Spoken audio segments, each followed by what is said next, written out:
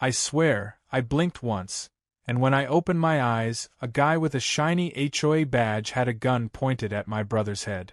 That's when my brother smiled and said the 6 words that changed everything. You just aimed at a Marshal. The neighborhood of Crystal Pines was sold as an oasis, a place where lawns were trimmed within a quarter-inch of regulation and mailboxes matched like cloned soldiers in a suburban army. It was the kind of place where you'd get fined for daring to plant a flower that wasn't HOA approved, or worse, parking your car slightly askew. My brother Eli thought it was hilarious. He called it Stepford with sprinklers. I didn't disagree. Still, after saving for 6 years, I'd finally moved into a cozy house near the cul-de-sac, surrounded by identical rooftops and suspicious smiles. The HOA president, Karen Delacroix, welcomed me personally, clipboard in hand, heels clicking like gunfire on the driveway. She handed me a glossy booklet thicker than a college textbook and told me with an unsettling grin, "We maintain peace here.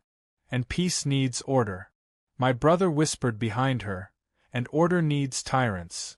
Eli had come to visit for a week, or so I thought. He had always been calm, focused, and strangely observant. The type of guy who would spot a camera in a clock or notice a car had been parked in the same spot for 3 days straight. I used to chalk it up to his job as a private investigator. That's what he told the family. But the truth was, I had no idea what he really did, until the HOA cops tried to detain him over a plastic visitor's pass. Karen's HOA didn't just hire security. She weaponized it. Her enforcers, as she called them, wore uniforms that looked like knockoffs of SWAT gear ordered off discount sites. Tactical vests, fake radios that didn't connect to anything, and body cameras they never turned on. These guys didn't patrol, they prowled. They barked orders at anyone they deemed suspicious. Mostly teenagers, delivery drivers, and anyone not wearing a tennis visor. One of them, Rick, was a fired mall security guard with a Napoleon complex and an itchy belt holster. You could smell the ego before you saw the dude. Eli had already raised eyebrows because he jogged at night. "Sketchy," Karen muttered at the last board meeting. She actually used the phrase, non-compliant body language. A few neighbors whispered too. "He doesn't even garden." As if that was proof of something sinister. I laughed it off, but Eli's eyes followed the HOA truck every time it passed. "This isn't just overgrown roses and lawn gnomes," he once told me. "This setup is too controlled. Someone here is hiding something." I thought he was being paranoid. Until Tuesday night.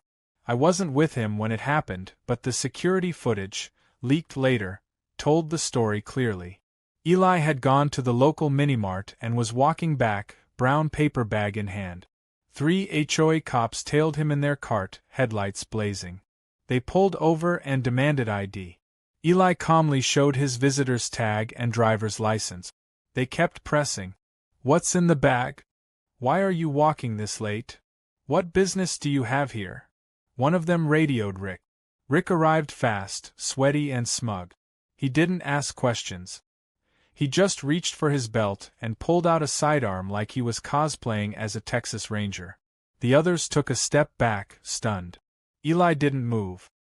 He raised his hands slowly, dropped the grocery bag, and looked Rick dead in the eye. "You really don't want to do this," he said. Rick sneered. "Are you threatening me?" "No," Eli said. "But I'm giving you one chance to lower that weapon before your week gets a lot worse." That's when the first cruiser arrived. Not HOA. Real police. Sirens flashing. Doors flung open and 2 deputies rushed out. One of them, Sheriff Morales, recognized Eli immediately and shouted, "Stand down! That man is a United States Marshal." Rick blinked like someone unplugged his brain. The gun lowered but not fast enough.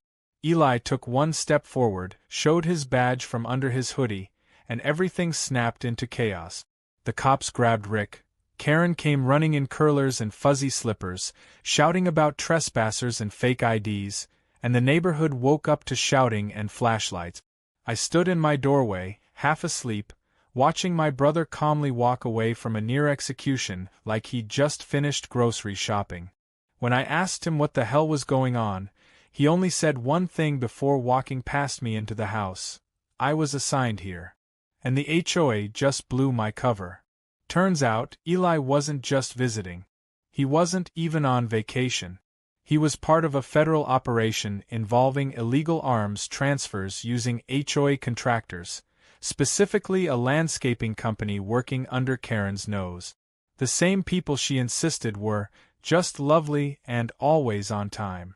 Eli had been surveilling the neighborhood for weeks, using my place as his temporary outpost. That night, the HOA unknowingly disrupted a federal surveillance op, and Rick had just pointed a weapon at a federal marshal. The fallout was immediate. Within hours, the sheriff's department issued a statement confirming Eli's identity and credentials.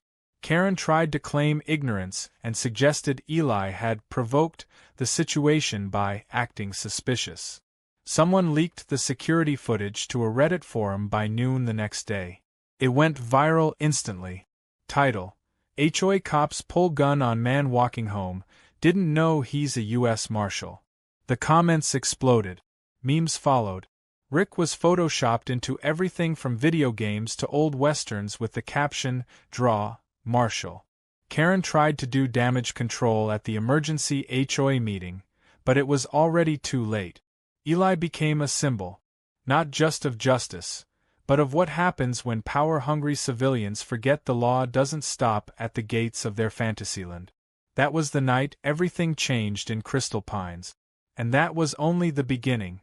The morning after the incident was like the calm before a different kind of storm. The news hadn't just traveled fast, it had spread like wildfire. HOA group chats were blowing up, the neighborhood Facebook page was in full meltdown mode, and Karen Delacroix was nowhere to be seen. Which was suspicious all on its own, considering she was normally out with a measuring tape by 6:45 a.m. inspecting lawn heights like it was her personal mission from God. Meanwhile, Eli sat at my kitchen table, sipping black coffee and casually flipping through his phone as if he hadn't just had a gun pulled on him by an HOA vigilante the night before. I couldn't hold it in anymore. You were on assignment this whole time? Here? Using my house? Eli didn't even look up. Yeah. You've got great sightlines. Plus, no one suspects the brother of a federal marshal would willingly live in an HOA. I stared at him. And you didn't think to mention this? He raised an eyebrow. It's classified. You know the drill. Besides, you always said Karen was shady. I figured you wouldn't mind. Technically, he wasn't wrong. Karen had long been a menace with a clipboard, but finding out that she'd accidentally obstructed a federal investigation, and that my brother had been the one quietly gathering intel from my living room, was more than just a plot twist. It was a complete genre shift, the kind that gets entire seasons of Netflix shows greenlit. Not long after sunrise, the Real police showed up again, this time in plain clothes. They came in calmly, respectfully, and shook Eli's hand like they'd known him for years. I stepped out on the porch, watching as neighbors peeked through blinds and slowly realized something bigger was happening than just a parking fine. Sheriff Morales pulled me aside to thank me for unintentionally hosting a federal sting site. I didn't even know how to respond to that. Meanwhile, Karen finally emerged from her lair, perfectly styled hair, pearl earrings, and that terrifyingly serene smile that always seemed to mean, I'm about to ruin someone's life. She marched right up to the sheriff and launched into full Karen mode. I demand to know why this man, she jabbed a finger toward Eli, is still walking freely around this neighborhood after causing such a disruption. And why you're allowing this kind of military interference within a private community. Morales didn't flinch. Ma'am, he's a deputy U.S. Marshal.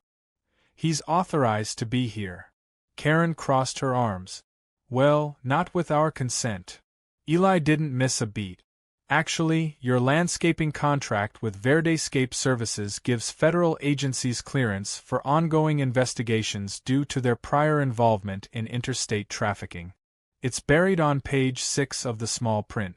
You really should have read it. Karen blinked like she'd just been slapped with a wet towel. Her mouth opened, then closed again like a fish out of water. She quickly tried to pivot. Well, if this is true, then surely we can work something out. Perhaps a confidentiality agreement? Maybe even waive a few HOA dues in exchange for your silence. The other officers raised their eyebrows. Eli gave her a slow smile. Are you trying to bribe a federal officer? Karen's smile twitched. Of course not. I'm just suggesting we keep the peace. Our property values are very delicate. Eli leaned in just slightly. Lady, you pointed a loaded weapon at a federal agent last night and now you're worried about your zestimate? That was when Karen finally began to unravel. She started claiming the entire thing was a setup, that she suspected Eli of being a fraud, and that her team had acted out of concern for community safety. Unfortunately for her, her team had all either gone into hiding or were already on TikTok apologizing and blaming Karen for everything. Rick had posted a live stream that morning titled, My Side of the Story, exposing the deep state HOA. It did not help her case. By noon, the story had made local news. By evening, it had hit national outlet. One anchor referred to the HOA as mall cops on steroids. Another segment reenacted the encounter with a dramatic narrator and stock footage of suburban chaos. Eli had to give a statement to his department, but the real bombshell came when they confirmed that the Verdescape landscaper wasn't just some innocent hedge trimmer. He had ties to a known gun-running operation. A low-level runner, but enough to justify the entire undercover operation. And Eli had been tracking him for weeks. Karen's beloved landscaping team was now under full federal investigation. Meanwhile, Karen held an emergency HOA meeting that night. It was supposed to be for board members only, but half the neighborhood showed up anyway. Eli and I watched from my ring cam. Karen stood up in front of everyone, claimed she was the real victim, and that military overreach was threatening the sanctity of Crystal Pines. She talked about safety, structure, and rogue elements. People started walking out mid-speech. One guy even shouted, "You almost got a guy shot because he was buying Doritos." That's when Karen lost it. She started screaming about fines, bylaws, and how the community needed order. She slammed her clipboard on the table so hard it broke. The sound was beautiful. It was the sound of power cracking. Later that night, Eli sat on the porch sipping another cup of coffee. You know what the funniest part is? He asked. They thought I was just some guy with a paper pass. These people got so drunk on authority, they forgot to actually question the facts. I nodded. So what now? Is it over? Eli smirked. Not even close. The operation just shifted into high gear. Now that they blew my cover, the agency's going to accelerate the sting. They think they scared me off. But really, they just brought out the big guns. That's when I heard the faint sound of a drone overhead. Not military, HOA. Karen had apparently ordered a private surveillance drone for community defense. It buzzed past our rooftop, a tiny camera blinking beneath its plastic wings. Eli didn't even look up. They're still playing checkers. I glanced at him. And you? He took a slow sip and grinned. Chess, baby. And just like that, the war between the Marshal and the HOA was on.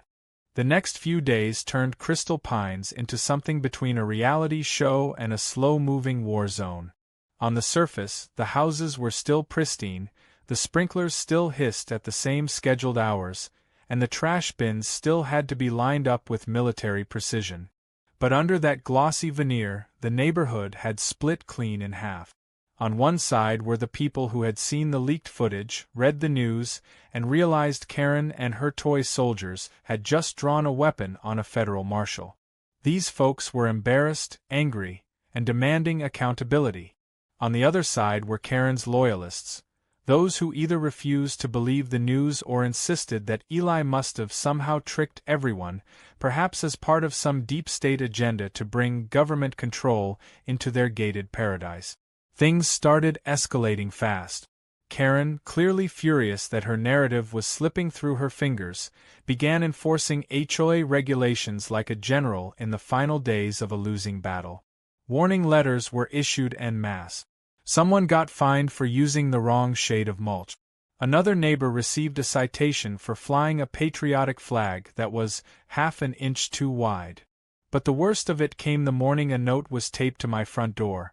Eli was now banned from the community clubhouse and all HOA-owned common areas due to unauthorized presence. There was even an attached fine for disruptive behavior leading to community-wide distress. Eli read the note, laughed, and taped his own paper to the front window in response. It simply said, "I work here." It was his Marshal badge photocopied and enlarged, like a declaration of battle. That same afternoon, Eli decided to host a barbecue in my backyard. No formal invites, just smoke rising from the grill, the smell of sizzling ribs, and a casual everyone's welcome vibe. People started trickling in, curious, hesitant, then relieved. Some brought beer. Others brought folding chairs. A few neighbors pulled me aside and whispered apologies for ever siding with Karen. The HOA's mystique was fading fast, and Eli had suddenly become the neighborhood's unlikeliest folk hero. Midway through the cookout, a tall man in aviator sunglasses walked into the yard. I didn't recognize him, but Eli did.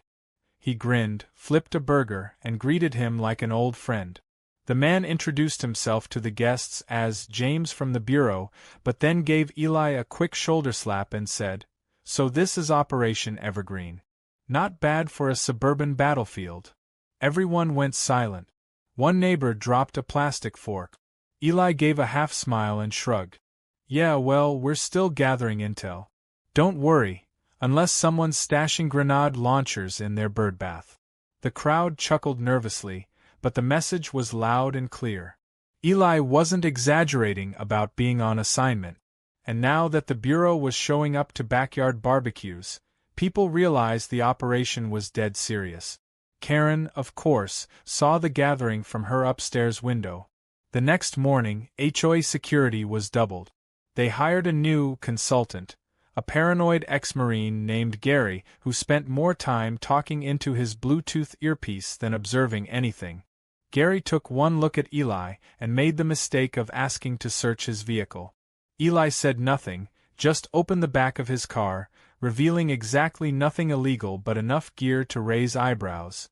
Tactical vests, binoculars, surveillance equipment, and a laptop case with Department of Justice stickers all over it. Gary backed away, muttering something about needing authorization, and promptly wrote a fake report that the federal agent is a risk to the community. It was forwarded to Karen, who promptly attempted to file a complaint with the Marshal's service. That backfired in spectacular fashion. 2 days later, Karen received a visit from a federal investigator. Not Eli. Someone higher up. They informed her that interfering with or attempting to discredit a federal investigation could be considered obstruction. She tried to play innocent. "I'm just trying to protect my residents." But the agent wasn't playing games. "Then stop hiring amateurs with guns and fake badges." Desperate to regain control, Karen doubled down in the most Karen way possible. She announced a mandatory neighborhood safety drill to be held in the park. Attendance required. Purpose? To train residents in coordinated security awareness protocols. In plain English, a fake crime simulation where HOA members would act out how to catch suspicious individuals. Eli was absolutely delighted. "A suburban LARP session," he said. "Fantastic. Should I come dressed as the threat?" I begged him not to. He agreed, mostly because he had real work to do. His operation had moved into Phase 2. The landscaper, Verdescape's lead employee, had unknowingly taken a GPS-tracked van from one end of the community to the other. Inside were crates marked as fertilizer, but Eli believed one of them held something else. A small federal team had set up remote sensors along the greenbelt. Every movement was now tracked. During the HOA safety drill, Karen paraded around in a khaki vest with Commander written on the back in glitter paint. Her patrol team took positions like it was a scene from a discount action movie. A group of kids laughed at them from the sidelines. Gary paced like a watchdog, issuing hand signals no one understood. The event descended into pure chaos when someone tripped over a sprinkler head and blamed it on sabotage. Several residents left midway through, clearly embarrassed. Meanwhile, Eli was in my attic, watching a drone feed on his laptop. The landscaper's truck had deviated from its route. Instead of heading toward the public gardening shed, it detoured toward the HOA maintenance office, an area no one was supposed to access except Karen's trusted staff. Eli clicked through several screens, marking timestamps and locations. "That's our spot," he muttered. "He's making the drop." Suddenly, something unexpected happened. A kid riding a scooter zipped past the truck and accidentally knocked over one of the crates as it was being offloaded. The crate split open slightly, just enough for a small metallic object to roll out. "Not fertilizer. A weapons part." "Confirmed." Eli's voice turned serious. "They're here. Time to move." He radioed his team quietly. I could hear the change in his tone. The joking disappeared. This wasn't about Karen anymore. This was a full-blown sting about to go live in the middle of a community obsessed with lawn edging and mailbox uniformity. That night, as the HOA patrollers held their after-drill pizza party and Karen blabbed about neighborhood unity, Eli stood near the bushes behind the community office, eyes on the prize. He wasn't alone. His backup had arrived quietly. The next chapter of Crystal Pines was about to begin, not with a clipboard but with handcuffs. The sting was set for Thursday at 4:30 a.m. Early enough that no nosy neighbors with Ring cameras or gossip blogs would catch on, but late enough that the landscaping crew would be moving. The operation, Eli said, was greenlit as soon as the drone footage and GPS logs confirmed that suspicious crate drops had been made not once, but 3 times in 2 weeks. The boxes marked as gardening supplies were concealing firearm parts that, once assembled, would constitute illegal and untraceable weapons. Karen's HOA, unknowingly or otherwise, had become the drop site in a regional gun smuggling ring.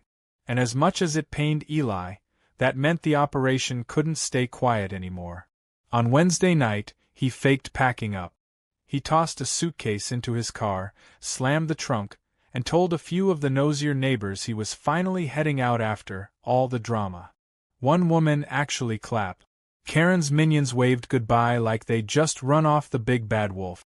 Eli even drove off, then circled back around through a service entrance and parked inside a neighbor's garage. The resident was a retired teacher who had seen the footage and baked him cookies after his identity was confirmed. She volunteered her garage with a smile and told Eli, "I never trusted those landscaping guys. One of them looked me in the eye and called me, sir. I'm a woman." That night, the HOA threw an impromptu celebration at the clubhouse. Karen stood under streamers that said "Community Strong," sipping boxed wine and loudly telling everyone how she handled the situation. Rick, who had been suspended but not yet arrested, hovered nearby in sunglasses like he was still on duty. Gary, the faux security consultant, passed around safety pamphlets that had his face on the cover. It was like watching the last delusional moments of a collapsing regime. People smiled, but no one laughed. There was a tension in the air, like everyone was pretending the storm had passed even though the clouds hadn't moved. At exactly 4:27 a.m., the landscaping truck rolled into the backlit behind the HOA office. It was dark and quiet, the kind of eerie silence that makes dogs perk up and birds hesitate to chirp. 2 men exited the vehicle, one carrying a clipboard, the other dragging a dolly loaded with sealed crates. Eli, dressed in tactical black, crouched behind a trimmed hedge with his team no more than 15 feet away. No words were spoken, just nods and gestures. The radio in his ear crackled softly as 2 more marshals confirmed positions at the northeast exit and the back fence. The second man pried open the back of a crate, revealing metal components carefully wrapped in plastic. That was it. Confirmation. Eli gave the silent go. Suddenly, floodlights lit up the scene like a movie set. A loudspeaker cut through the night air with authority. "Federal marshals! Hands where we can see them!" The suspects froze for less than a second before the one with the dolly bolted, full speed toward the maintenance path. He didn't get far. 2 agents tackled him into the rose bushes with enough force to shake a nearby birdhouse. The other man raised his hands, visibly shaking. Karen's shriek echoed from her balcony a moment later. She had apparently heard the commotion and thrown open her French doors to investigate, wearing a silk robe and screaming into the void. "What is going on? You can't do this. This is a private community." Her voice cracked as she repeated the word private 3 more times, like it was some kind of magical shield. Eli didn't even look up. He walked directly toward the crates and began opening them. One by one, the contents were confirmed and catalogued. Rifle parts, suppressor components, and one wrapped pouch marked with the name of a known trafficking ring already under investigation in 3 states. The HOA had officially crossed into federal crime scene territory. The entire subdivision began to stir. Porch lights flicked on. People came outside in robes and pajamas, some clutching coffee mugs, others holding phones already filming. Within minutes, local news trucks had arrived. Apparently, one of the marshal's vans had been spotted earlier by a reporter who'd been camping outside Karen's house for weeks waiting for another outburst. She'd gotten far more than she bargained for. Karen rushed down from her porch, her robe flapping behind her like a cape, and made a beeline toward Eli, who was calmly loading confiscated materials into a van. She screamed, demanded answers, accused him of staging the entire thing to discredit her leadership. "You think you're some kind of hero? This is a setup. Those crates are fake. I want your badge number. I'll call the governor." Eli didn't flinch. "Good. I'm sure he'll be interested in hearing how HOA funds were used to pay a landscaping contractor tied to interstate arms trafficking." Then, as if on cue, another agent handed Karen a document. She read it, paled, and then dropped it to the ground. It was a notice of federal seizure of HOA records and contractor communications, signed by a judge. She wasn't being arrested yet, but her day was coming fast. Just when it seemed the morning couldn't get any wilder, Rick stepped out from behind a tree in full HOA patrol uniform, despite his suspension, and tried to stop one of the federal agents from loading evidence. He actually reached for the man's arm. That was the final mistake. 2 marshals took him down instantly, cuffed him on the sidewalk, and read him his rights while he sobbed into the grass. A woman on the HOA board screamed, "I knew it!" and quit on the spot. Another neighbor, filming the whole thing, muttered, "This is better than Netflix." By 6 a.m., the sting was complete. 2 arrests made. 5 crates seized. Several digital records from HOA emails copied and secured. And Karen? She was standing in the middle of the road with her hands clenched into fists, surrounded by neighbors who now looked at her like she had personally betrayed them. Which, to be fair, she kind of had. The story hit national news by 9 a.m. The headline read, "HOA busted in federal weapons sting, gun drawn on U.S. Marshal was just the beginning."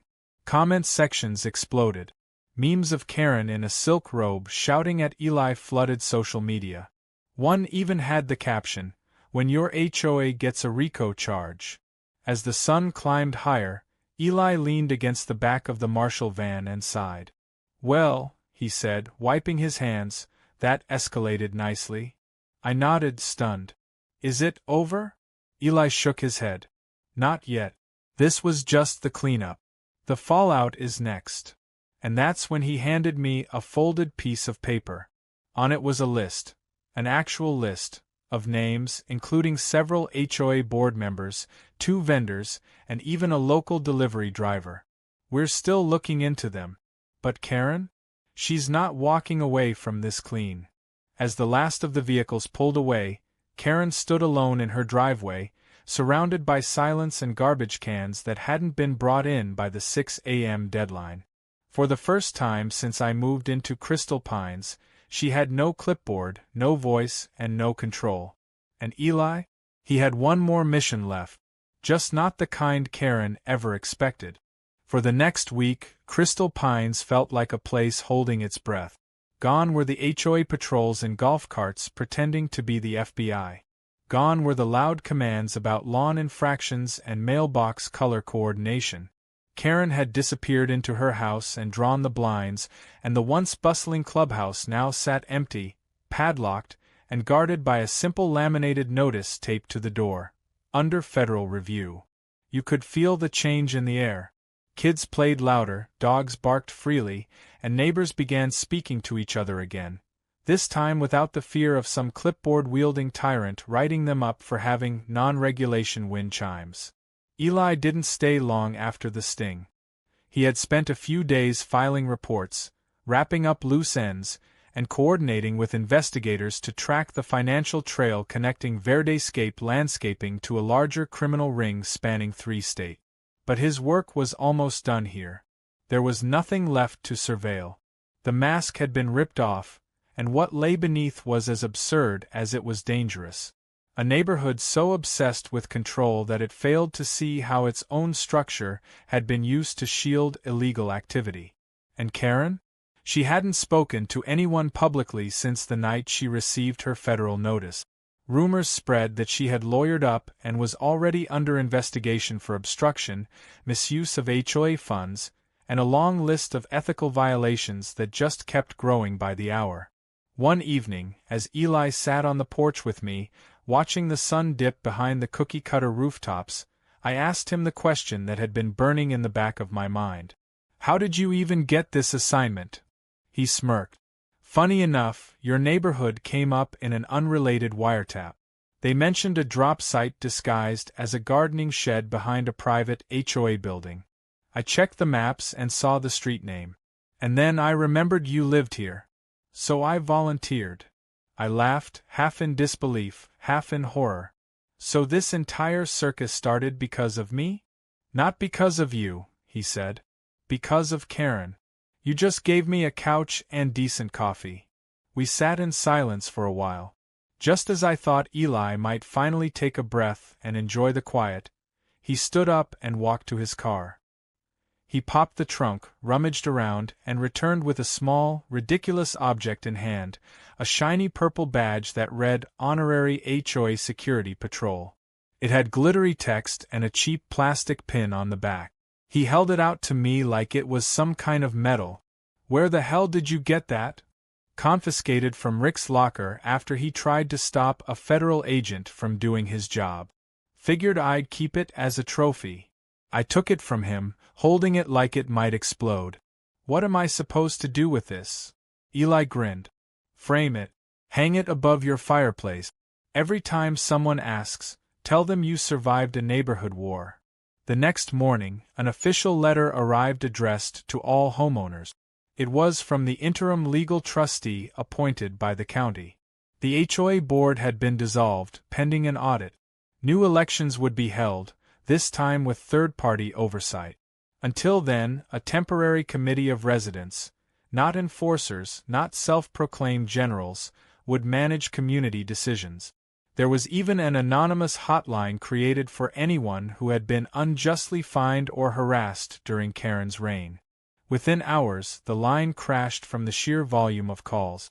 One of the first acts of the new committee was symbolic but meaningful. They voted to remove the HOA enforcement shack next to the community playground. It had stood like a tiny outpost of tyranny, complete with security cameras and tinted windows. But now it was being turned into a lemonade stand by a group of local kids. The new sign read, "Freedom sips, no fines, just flavor." As for Rick and Gary, the fallout hit hard. Rick was facing charges for impersonating law enforcement and obstructing federal operations. Gary tried to claim he had no idea what was happening and that he was just doing his job, but screenshots of his HOA group messages surfaced showing him calling the Marshals civilian invaders and planning countermeasures. His chances of working in security again were officially zero. Karen, meanwhile, was spotted once sneaking out at night in sunglasses and a hoodie to pick up her mail. But it didn't matter. Her name was now infamous, and not in a good way. Her face had become the poster image of everything wrong with unchecked authority in gated communities. The memes hadn't stopped since. On my last evening with Eli before he left, we decided to take one final walk through the neighborhood. No patrols. No aggressive stares. Just neighbors waving or nodding respectfully. An older couple even thanked Eli for restoring peace without using a clipboard. At one point, a teenager on a bike rode past and shouted, "Yo, Marshal man! You're a legend!" Eli just chuckled and raised 2 fingers in a mock salute. We ended our walk at the lake near the edge of the community. The water was still, the reflection of the sunset dancing across the surface. For a moment it almost looked like the peaceful place the brochure had promised when I bought the house. And maybe, finally, it could be. As we turned back, Eli stopped and pulled something from his pocket. It was a plain envelope with no name on it, sealed with a red sticker. "Mail came for Karen," he said.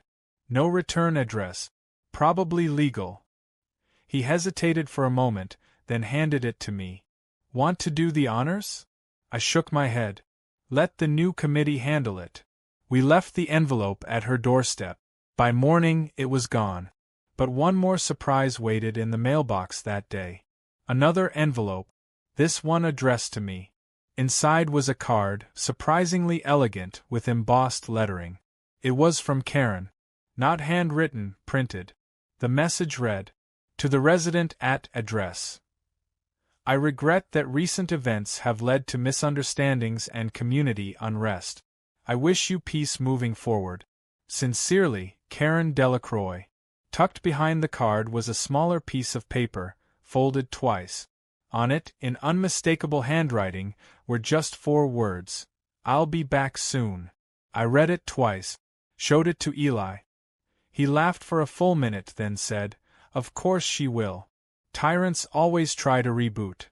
He climbed into his car, rolled the window down, and looked back one last time. "Keep your porch light on. Just in case."